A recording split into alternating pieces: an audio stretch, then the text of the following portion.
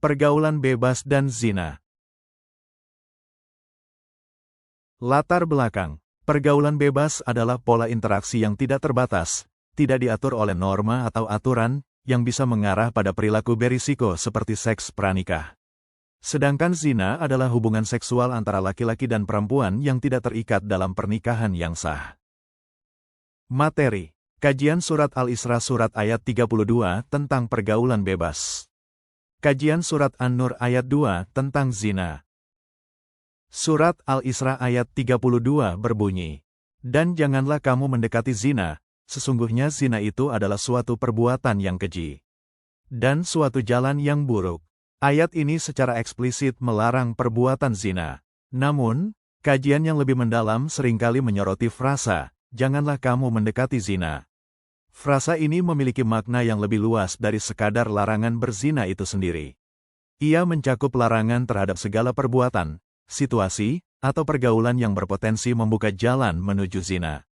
Oleh karena itu, ayat ini sering dijadikan landasan untuk melarang pergaulan bebas karena pergaulan bebas dipandang sebagai salah satu cara mendekati zina. Surat An-Nur ayat 2 berbunyi, "Pezina perempuan dan pezina laki-laki, deralah masing-masing dari keduanya 100 kali dera, dan janganlah rasa belas kasihan kepada keduanya mencegah kamu untuk menjalankan agama, hukum Allah, jika kamu beriman kepada Allah dan hari akhirat, dan hendaklah pelaksanaan hukuman mereka disaksikan oleh sebagian orang-orang yang beriman."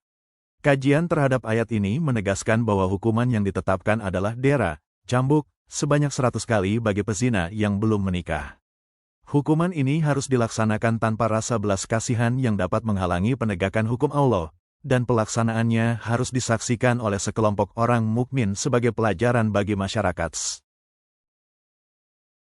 Dalil. Hadis riwayat Bukhari dan Muslim yang menyebutkan bahwa dua mata berzina, perzinaannya adalah melihat, dua telinga berzina, perzinaannya adalah mendengar, dan tangan berzina, perzinaannya adalah menyentuh, dan kaki berzina, perzinaannya adalah melangkah, dan hati berkeinginan dan berangan-angan, lalu kemaluan membenarkan atau mendustakannya.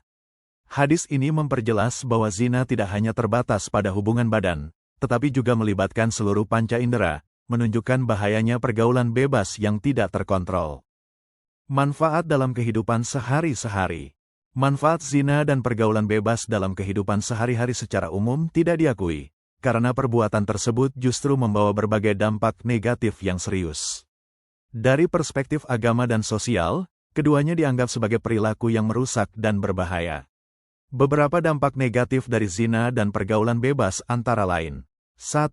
Dampak sosial, perpecahan keluarga, rusaknya reputasi, dan hilangnya kepercayaan dalam hubungan antar individu.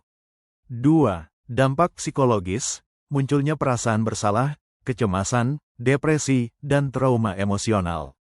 3. Dampak kesehatan, risiko tinggi penularan penyakit menular seksual seperti HIV/AIDS, sifilis, dan gonore. 4. Dampak hukum, di beberapa negara dan wilayah dengan hukum syariat, zina dapat dikenakan hukuman pidana. Kesimpulan, pergaulan bebas dan zina adalah dua hal yang sangat dilarang dan saling berkaitan. Larangan ini didasarkan pada dalil-dalil kuat dari Al-Quran dan hadis. Zina adalah hubungan seksual di luar ikatan pernikahan yang sah, yang dijelaskan dalam surat An-Nur ayat 2 dengan hukuman yang tegas. Pergaulan bebas dipandang sebagai jalan atau perantara yang bisa menjerumuskan seseorang pada perbuatan zina.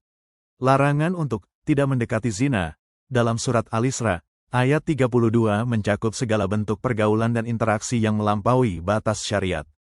Oleh karena itu, dalam pandangan Islam, menghindari pergaulan bebas adalah langkah preventif yang krusial untuk mencegah terjadinya zina, yang dianggap sebagai perbuatan keji dan merusak secara moral, sosial, dan fisik. Saya Andre Hardiansyah. Terima kasih telah menonton.